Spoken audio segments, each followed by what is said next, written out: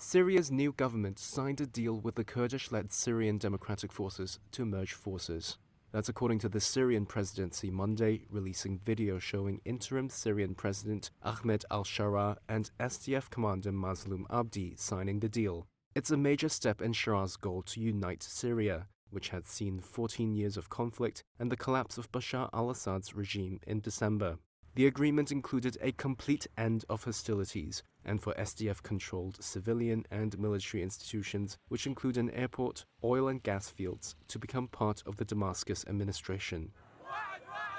In the northeastern city of Komishlu, there were celebrations after the deal. Cars full of cheering people cruised through the streets in early Tuesday.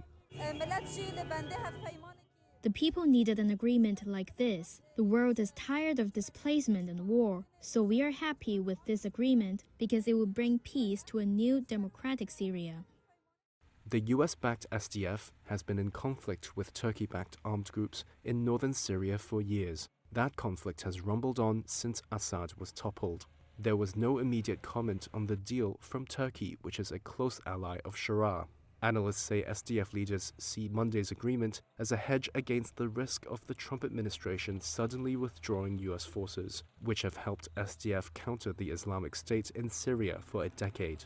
The accord came at another critical moment. Syrian authorities face an insurgency in the coastal region of western Syria by loyalist remnants of Assad's regime. Violence has spiraled in the past week, and there were reports of large numbers of civilians of Assad's Alawite sect killed in sectarian reprisals.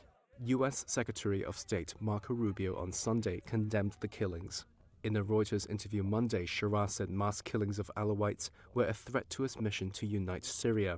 He promised to punish those responsible, including his own allies, if necessary. What is the crime that I committed?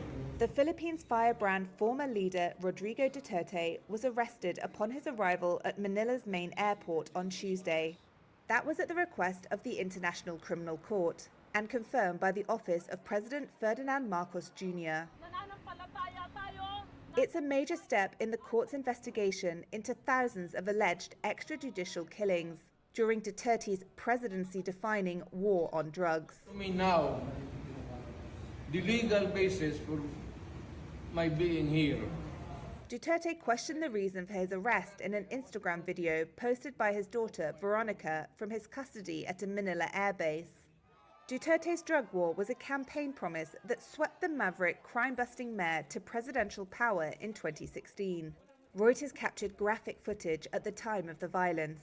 According to police, 6,200 suspects were killed during anti-drug operations, but activists say the real death toll of the crackdown was far greater.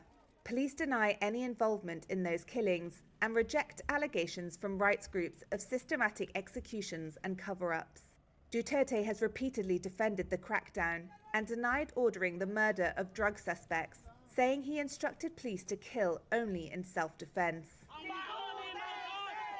On Tuesday, some of his supporters rallied outside the airbase where he was held.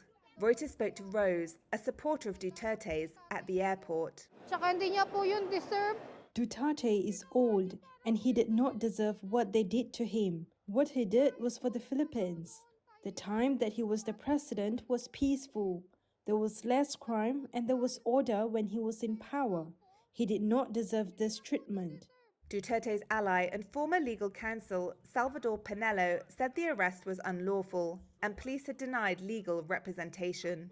Human Rights Watch called the arrest a critical step for accountability in the Philippines and said authorities should swiftly hand Duterte over to the ICC.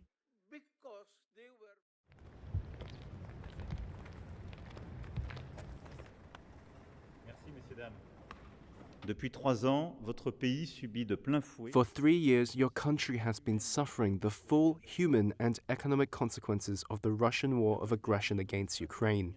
Moldova, whose airspace is regularly violated by Russian drones and missiles, also has to contend with increasingly uninhibited Russian attempts at destabilization, targeting your country's democratic institutions in particular. We have decided to further strengthen our cooperation to increase Moldova's resilience to foreign interference. Moldova has learned firsthand that Russia breaks every promise. It pledged to withdraw its illegal troops from our territory by 2002. Never did. It cut off gas, violating its own supply contract. It imposes embargoes on Moldovan produce, ignoring trade agreements. It interfered in our elections, flouting basic bilateral principles. These aren't isolated acts. They are tools of a modern imperialism that seeks to keep nations in its grip. It's common to see people gather around to listen to Islamic clerics during the holy month of Ramadan in Indonesia. But this isn't a sermon. It's a forum to talk about inflation. Ramadan sees surges in demand for food as people prepare feasts for after the sun sets. There's also a spike in demand for clothes for the Eid al-Fitr festival at the end of the month. All that rush to buy can spark price hikes, and businesses sometimes hike prices in anticipation too. The remote town of Majalengka is no different. Central bank officials were leading the sermon, part of Bank Indonesia's strategy to have clerics preach against Ramadan overconsumption. The hope is that clerics, influential in far-flung towns like this, can help effectively spread the message. Jajang Hermawan is the head of Bank Indonesia in the region. According to our guidance in Islam, overconsumption is forbidden, whether in buying clothes or food. And with this forum, we will provide literacy and education on giving a better understanding of spending money wisely to help stabilize prices. The central bank has tried a number of unconventional programs. They've hosted podcasts on spending, brought in religious leaders to get through farmers, and helped build this greenhouse for students to grow Chinese cabbage and water spinach. The bank wants to foster entrepreneurship and possibly improve the local food supply. Asep Zaki Mulyatno is the head of the school. Maybe we have not felt the impact yet, but we start with ourselves being self-sufficient, and hopefully it can be useful to help the national economy. Hopefully in the future we can help the government, because the scale is at a household scale, not an industrial scale. So the impact on price fluctuations in the market has not been felt yet. Inflation once ran hot in Indonesia, Southeast Asia's largest economy, but in 2024, it was 1.57%, near the lower end of the central bank's target range. It fell even further in the months leading to this year's Ramadan, thanks to electricity subsidies. And economists predict it will stay on target in the months ahead. As of now, there are no assurances. A U.S. judge on Monday ordered that Palestinian student Mahmoud Khalil not be deported for now. Khalil had been a prominent figure in Columbia University's pro-Palestinian student protest movement last year. Just hours after telling Reuters that he was concerned the government was targeting him, Khalil was arrested Saturday night by U.S. Department of Homeland Security agents in front of his wife, a U.S. citizen who is 8 months pregnant, according to one of his lawyers. His arrest comes amid a crackdown on some of the student protesters by U.S. President Donald Trump, who branded Khalil a, quote, radical foreign pro-Hamas student on social media and said more arrests would follow. After his arrest, Khalil was moved to a federal jail for migrants in Louisiana to await deportation proceedings, according to his lawyers and a U.S. detainee database. New York Southern District Court Judge Jesse Furman has ordered a hearing in the case for Wednesday. Khalil's lawyers also urged Furman to order their client's return to New York. They accused the government of seeking to deprive Khalil of access to legal counsel by sending him far from the state. On Monday, demonstrators on the streets of New York City denounced his arrest as an attack on protected speech. Release Mahmoud Khalil now. According to a Reuters witness, police and hundreds of protesters briefly clashed in Lower Manhattan, and at least one person was detained. We're here because a permanent resident living here in our city was kidnapped by ICE, part of the DHS, and they're trying to deport him because he's exercising his freedom of speech and his right to speak out, which is protected for everyone here, be they a citizen or not. Khalil had held legal permanent resident status, often called a green card. His wife said the DHS agents that arrested him claimed his green card was revoked. However, it would entitle him to legal protections that may have been violated in his arrest, says immigration attorney Cyrus Mehta. highly unusual because Mr. Khalil is a green card holder. Green card holders have rights. They just cannot be picked up in the way he has been and detained incognito. The person should have been convicted of a crime, a deportable offense. I don't believe Mr. Khalil has been convicted of such an offense, from what I know. You could also initiate deportation proceedings if a green card holder has provided material support to terrorist organization, which is what the Trump administration has been alleging. Mehta added that in such cases, the government has a high burden of proof, and that involvement in protests for Palestinian rights would not typically constitute material support to terrorism. The Trump administration has not said whether Khalil has been accused of or charged with a crime. However, Trump wrote that his presence in the U.S. was, quote, contrary to national and foreign policy interests.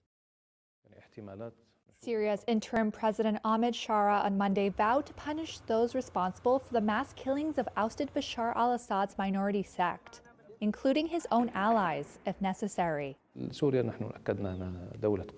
Syria is, as we have confirmed, a state of law. The law will take its course on all, and we originally fought the regime and reached Damascus to defend the oppressed people, and we won't accept that any blood be shed unjustly or goes without punishment or accountability.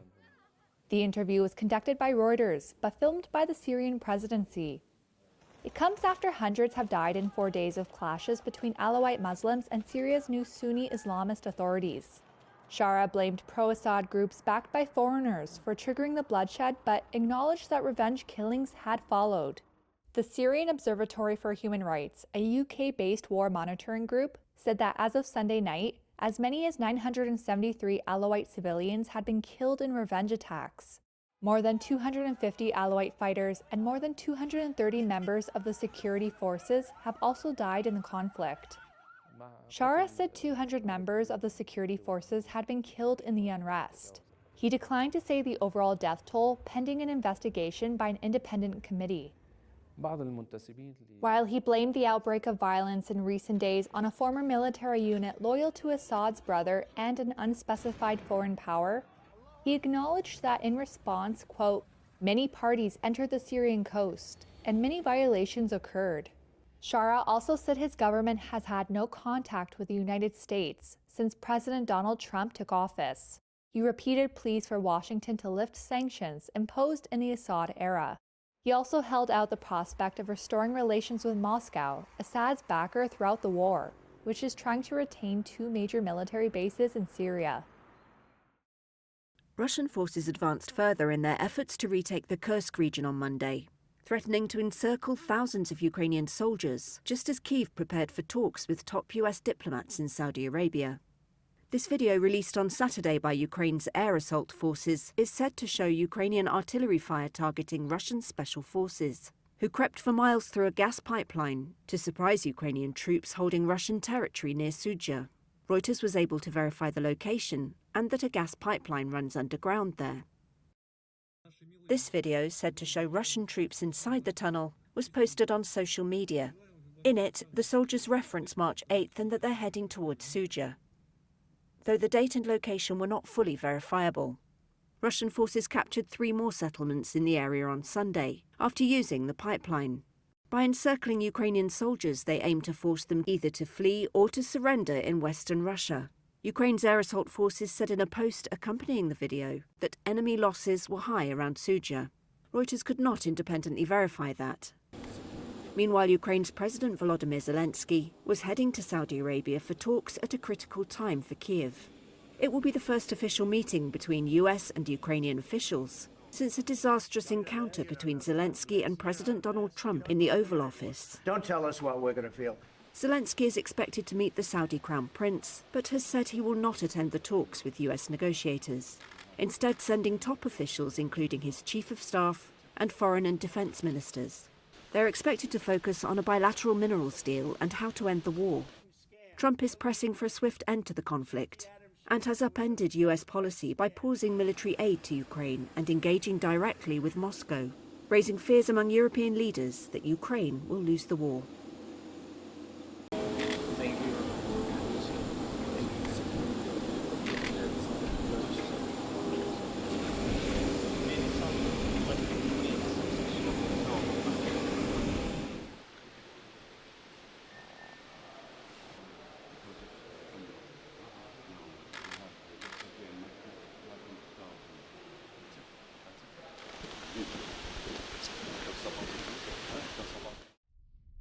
Greenland's parliamentary election on March 11th is seen by many residents as the most critical in the island's history.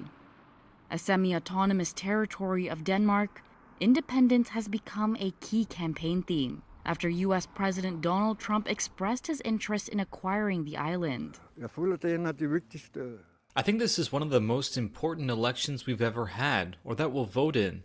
Donald Trump is a character right now that's, I think, the fewest people in the world want to be involved with them. Denmark's ties with the island have been strained after revelations of colonial mistreatment of Greenlanders.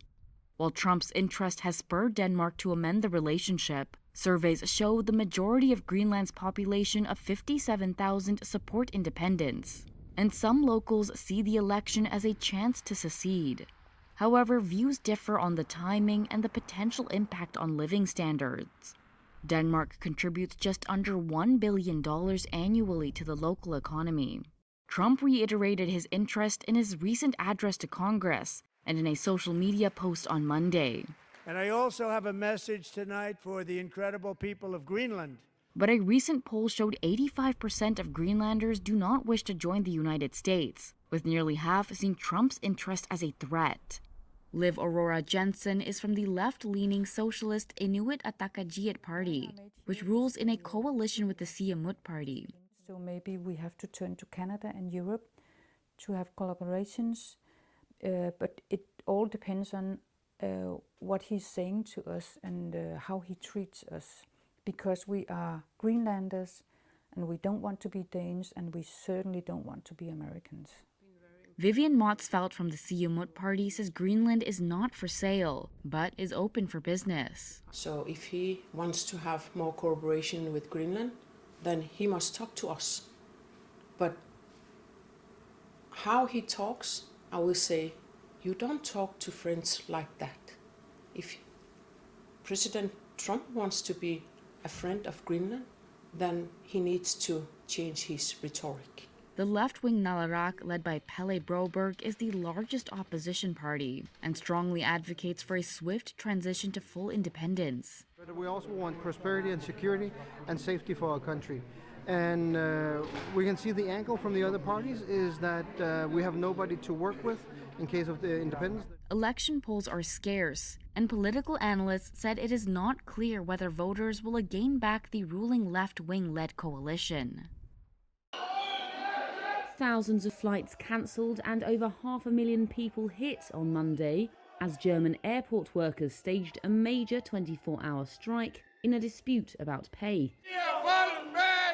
The operator of Frankfurt Airport, Germany's busiest, said no passenger flights would depart from there on Monday, and some delays and cancellations could roll over into Tuesday.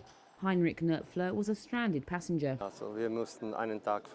We had to leave Switzerland a day early and then spend the night here in Frankfurt. And now we're waiting to check in at another airport. And I think it's a shame that a strike is called at such short notice. The strike, called by the Verdi Union on Friday, impacts 13 airports across the country, including Munich, Berlin and Düsseldorf. The union escalated action after staging several walkouts last month. Matthias Vernemer is the Verdi Union spokesperson. The airports are part of the public sector, and we have the collective bargaining round for the public sector with over 2.5 million employees. The colleagues simply want to see an offer for the third round of negotiations in order to strive for better working conditions and higher wages. Verdi is demanding an 8% wage increase, or at least an increase of $380 more per month. That's as well as higher bonuses and additional time off. Employers have rejected the demands as unaffordable. Negotiations are due to continue later this month. Carney is going to focus on economic policy. It's clear that's his expertise. That it is really the central preoccupation of Canadians now is the cost of living, and of course this is going to get even more acute an issue if the tariffs come on, the tariffs that Donald Trump is threatening. If they're imposed upon Canada, then obviously we're in the prospect. People say depending on how long this goes on, we face the real prospect of a recession. What we really do need is a kind of a coherent strategy to make us less dependent upon the U.S. But at the same time, because we're geographically so close and we're so dependent on that market, we have to also think about having a continuing kind of relationship with the U.S. His acceptance speech yesterday, he made it very clear that he will not, deter from the existing Trudeau line, which is that, we're going to fight back, that we have to fight back with these counter tariffs. With respect to President Trump, I'm not yet Prime Minister. His interlocutor is Prime Minister Trudeau, and I look forward to the opportunity. We will. As I said, I just spoke with the Prime Minister at length on issues around the transition. It'll be quick. We'll be coming back to you soon. The good news is that you will be seeing probably more of me than you want, and you will have other opportunities, and we'll be making an announcement on that. Exactly. What did you tell caucus today? What did I tell caucus today? So this is important. The first thing, I went to caucus today because you start as you mean to go on. And we are a Liberal team, and so it's incredibly important for me to hear directly from the members of caucus the concerns of Canadians on the ground, their priorities. As I said last night, they're the voices of their communities and they're the conscience of the party. There's tremendous energy in that group. We know this is a crucial time for our country. We're united to serve Canadians, and we will build this country.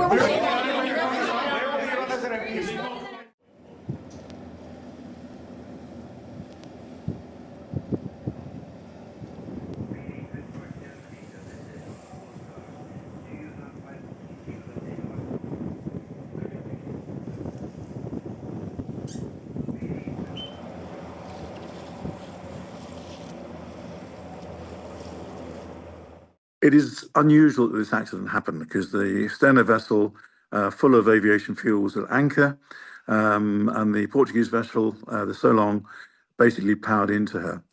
Now, there were reports of fog earlier, but modern ships have anti-collision systems, they have radar and so on. The Stena ship could have done very little about it. It couldn't have moved away because it was at anchor. It wouldn't have had time to respond by the time it got its engines warmed up and everything else.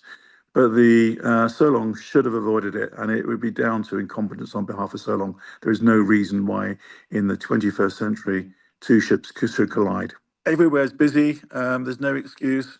It's a bit like saying a car's broken down on the road. If someone plows into the back of it, it's the car's fault that plows into the back of it. It's exactly the same. And, it's not as though these things happen in split seconds.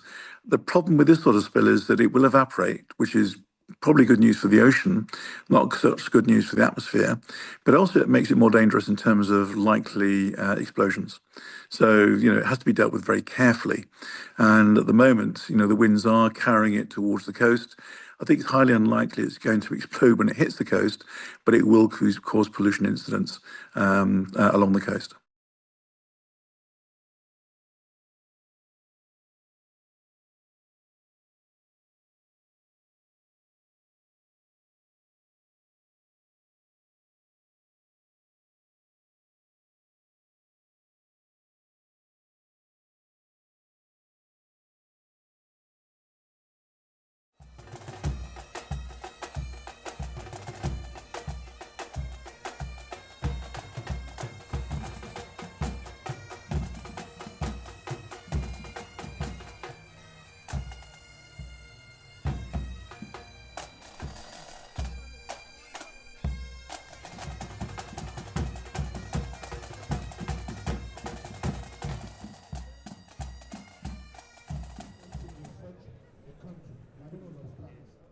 This is not a matter of simply violating university rules.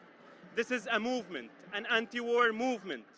Agents from President Donald Trump's administration have arrested Palestinian graduate student Mahmoud Khalil. who played a prominent role in last year's pro-Palestinian protests at New York's Columbia University. That's according to a statement released by the Student Workers Labor Union, which added that Khalil was arrested by U.S. Department of Homeland Security agents at his university residence on Saturday. Khalil has been one of the lead negotiators with school administrators on behalf of the pro-Palestinian student protesters.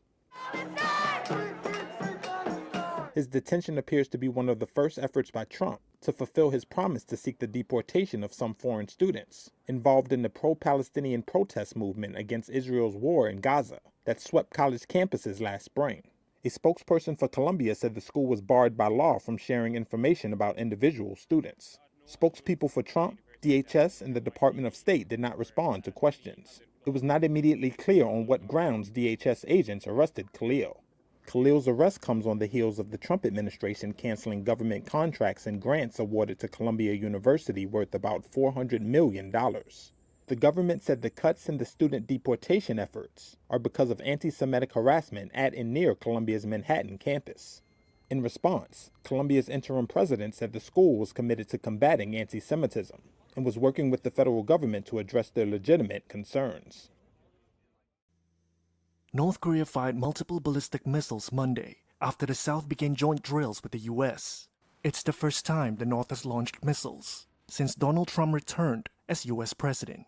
It comes after the reclusive country's foreign ministry condemned the joint drills, with state media quoting the ministry, calling them a dangerous, provocative act. Pyongyang state media added that it would worsen the situation on the Korean peninsula. On Monday, South Korea's Air Force Chief Lee Young-soo bowed in apology over what he called an unprecedented accident last week, where two jets mistakenly bombed a village, wounding at least 29 people. According to South Korea's Yonhap news agency, a pilot in one jet was pressed for time and didn't double-check target coordinates, while another dropped bombs without noticing that the coordinates were incorrect. The Defense Ministry was not immediately available for comment. The accidental bombing happened about 25 miles northeast of Seoul, outside a training area near the North Korean border. It also coincided with the annual Freedom Shield exercises jointly held with the United States. The drills are scheduled to run till March 20th, but live fire exercises were suspended after the misfire. Residents have long complained about the disturbances and risks from the exercises. Todas estas familias, hablamos de más de 1.000 evacuados que tuvieron que dejar sus casas, puedan volver a sus hogares. A vista en la ciudad de Bahía Blanca cayeron 300 milímetros en 6 horas y la verdad que creo que ninguna ciudad del interior del país podría... Y una situación que, bueno, ahora tendrá su parte también dolorosa de limpieza, de calcular los daños, cantidad de autos que terminaron abajo del agua. Realmente. También que tuvieron que refugiarse, que tuvieron que evacuarse. Claro, esto es importante porque hay mucha gente que no pudo cargar el celular y no se ha podido comunicar con sus familias para decirle estamos bien, así que ese listado de personas evacuadas, no solo en Bahía, también en Ingeniero White. Dando una mano y poniendo el esfuerzo que hay que poner. ¿Vamos a escuchar testimonios? Un caos, sí, dale. Acá está también Patricia Bullrich, estaban ahí supervisando. Have you made a final decision about what sanctions or tariffs you might impose on Russia and when that might be? We're looking at a lot of things. We have big meetings coming up, as you know, in Saudi Arabia. That's going to include Russia. It'll be Ukraine. We'll see if we can get something done. Like to get something done. A lot of people died this week, as you know, in Ukraine. Not only Ukrainians, but Russians. So I think everybody wants to see it get done. We're going to make a lot of progress, I believe, this week. Let's see what happens with the whole Russia-Ukraine thing. I think you're going to have eventually, and maybe not in the distant future, you're going to have some pretty good results coming out of Saudi Arabia this week. Well, I think they will sign the minerals deal, but we want them to, I want them to want peace.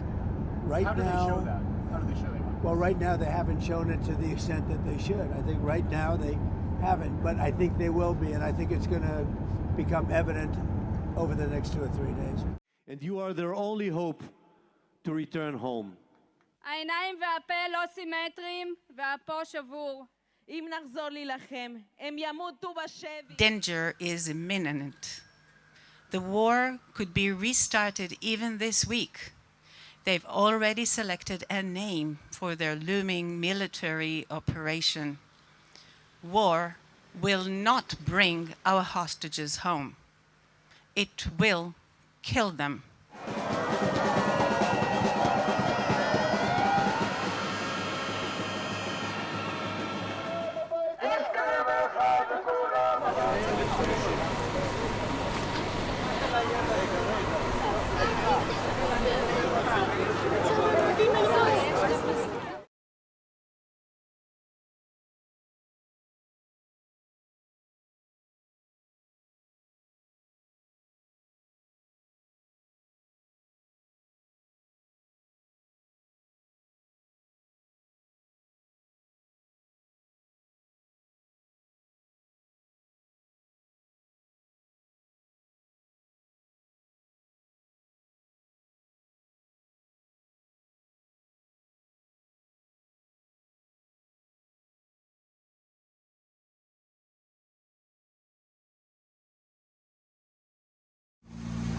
Yeah, just look in it. Just look in it. Have a look.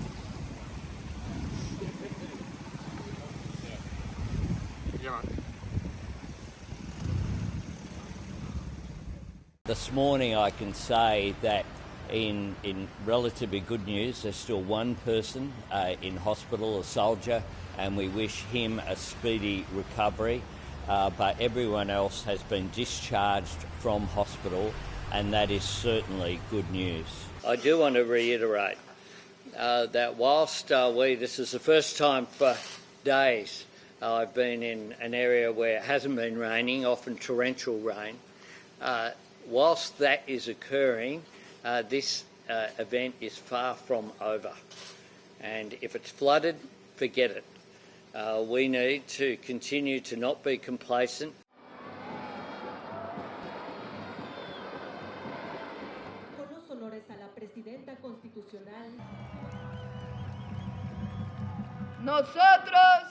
We are not extremists, but we are clear that there are some unalienable principles. We can't give up our sovereignty. Our people cannot be affected by decisions made by foreign governments or hegemonies. In this case, we'll act immediately.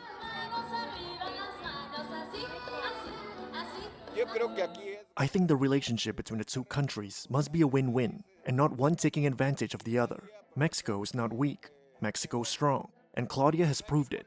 For this reason, we came here to back her today and always.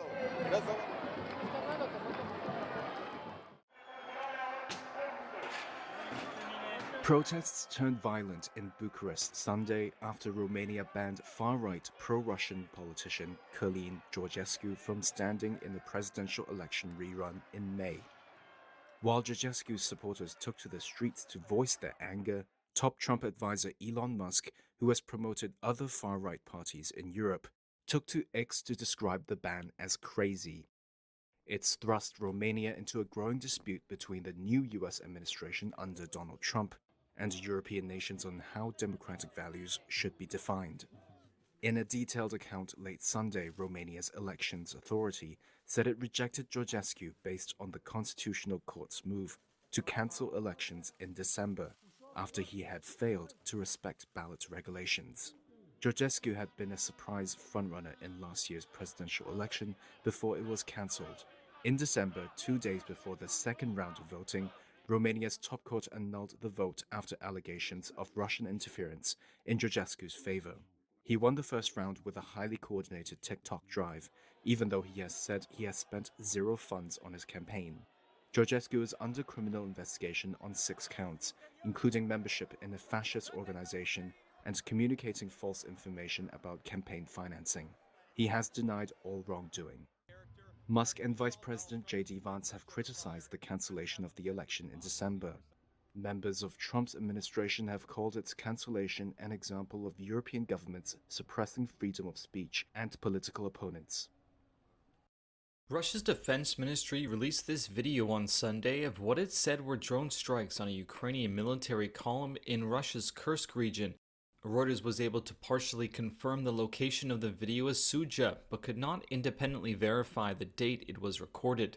Russia has been pressing to regain control of the Kursk region with some success in recent days. Open-source maps on Friday showed Kyiv's contingent in Kursk nearly surrounded after rapid Russian advances. Former Russian President Dmitry Medvedev said on Sunday the offensive was continuing and that the encirclement was almost complete. The Ukrainian military's general staff, in a late afternoon report, said its forces repelled 15 Russian attacks in the Kursk region. It also reported 12 Russian airstrikes on their positions. Ukrainian troops stormed into Russia's Kursk region last summer, taking chunks of territory in an unexpected lightning attack more than 2 years after Russian President Vladimir Putin ordered tens of thousands of troops into Ukraine. Kyiv said the attack was an attempt to gain a bargaining chip in future negotiations and to force Russia to shift forces from eastern Ukraine. Russian advances and U.S. President Donald Trump's upending of U.S. policy on Ukraine and Russia have raised fears among European leaders that Ukraine will lose the war and that Trump is turning his back on Europe. The U.S. paused military aid and the sharing of intelligence with Ukraine this month after a meeting between Trump and Ukrainian President Volodymyr Zelenskiy on February 28th descended into acrimony. You don't have the cards right now. Crowds of Syrians protested in the capital Damascus on Sunday, demanding an end to an outbreak of deadly violence that has killed many civilians.